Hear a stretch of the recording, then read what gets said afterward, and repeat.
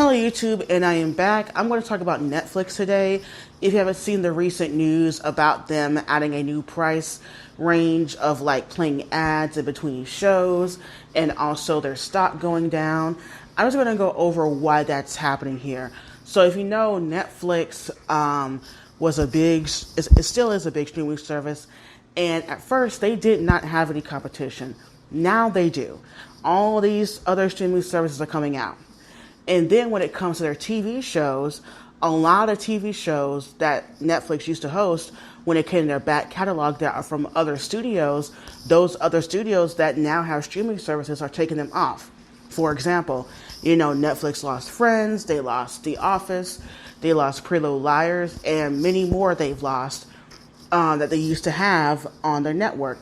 And now, speaking of HBO Max, now that HBO Max is a part of, is part of Warner Brothers, and now they're being taken over by Discovery, I would not be surprised in the coming, I'm not sure, months or years or whatever, they're going to take off all the CBS studio stuff and all the Warner Brothers studio stuff. And that's a lot of shows on Netflix. That includes all the superhero shows, all the Arrowverse shows, the CW shows, and the CBS shows.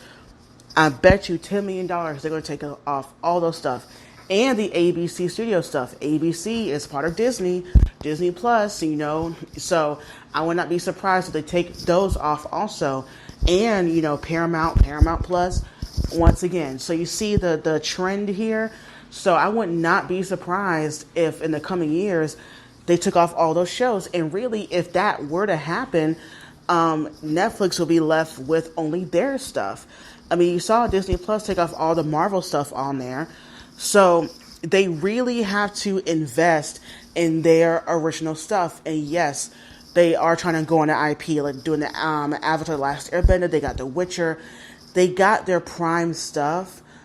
But it's a really big gamble, honestly, because, recently, months ago, they came out with Cowboy Bebop, a very popular anime.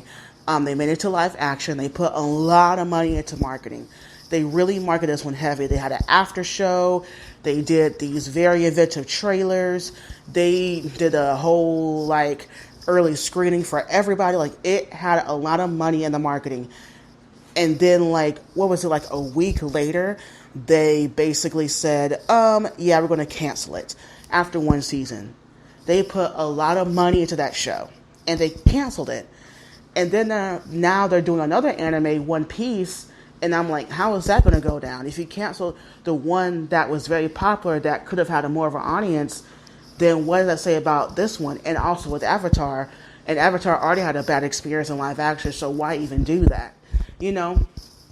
So it's just a mess over there, and I just feel like they really do not have a trust in their own stuff. And even the stuff that does not have a big popular IP on it, they should invest in. There was a lot of TV shows, and I cannot even name them. It would take me forever. And you know what TV show I'm talking about.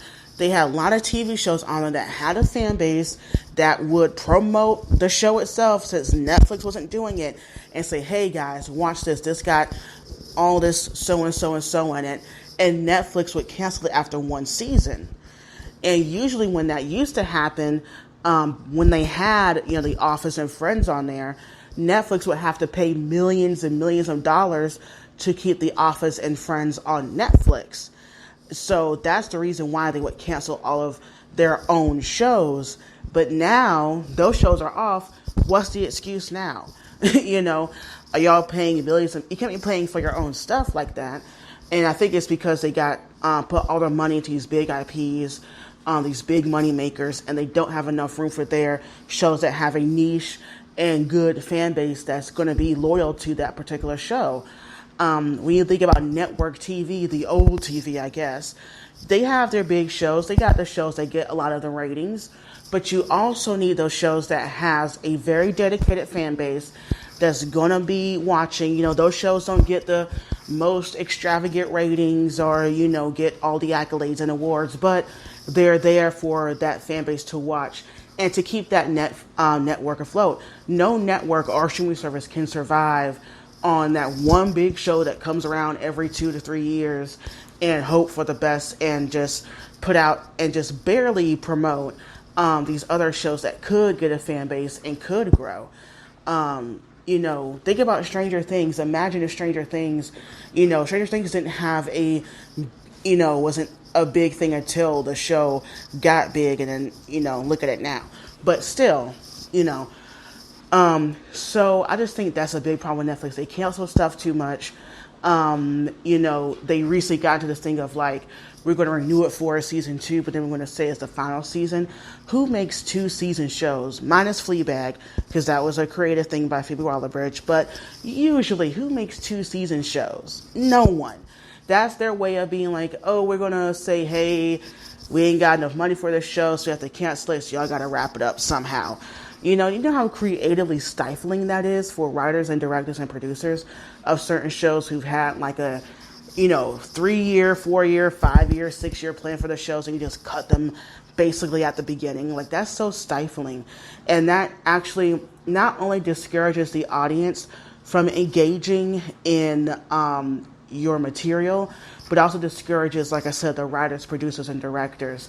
And also with some of these Netflix first look deals, I mean, it's working out for some, but not for all. The most successful one I can see it working out for is Shonda Rhimes. But for Ryan Murphy, his stuff ain't really doing well.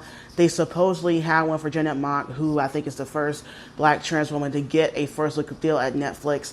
We haven't seen anything from her. They haven't done anything.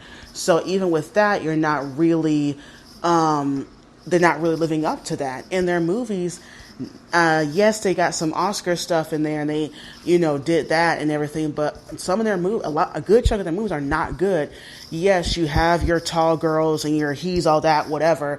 People make commentary tracks of their bad, young adult and even adult movies, but still, they're not good at all.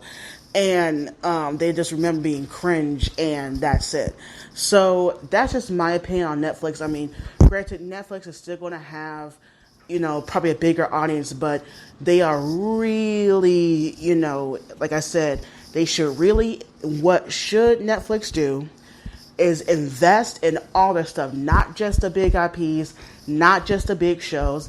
They have to promote, they have to invest in their smaller stuff too, because those things have really good fan bases that will stick by it. And the reason why me and so many people are scared to get into these shows by Netflix is because we're afraid that they're going to get canceled. I was afraid to get invested in a lot of shows because they're going to get canceled. And guess what? They got canceled, unfortunately. So what are your thoughts on Netflix? How do you compare them to other streaming services and to mainly network TV, and how they promote their shows or not promote their shows? Leave your comments down below, and bye YouTube.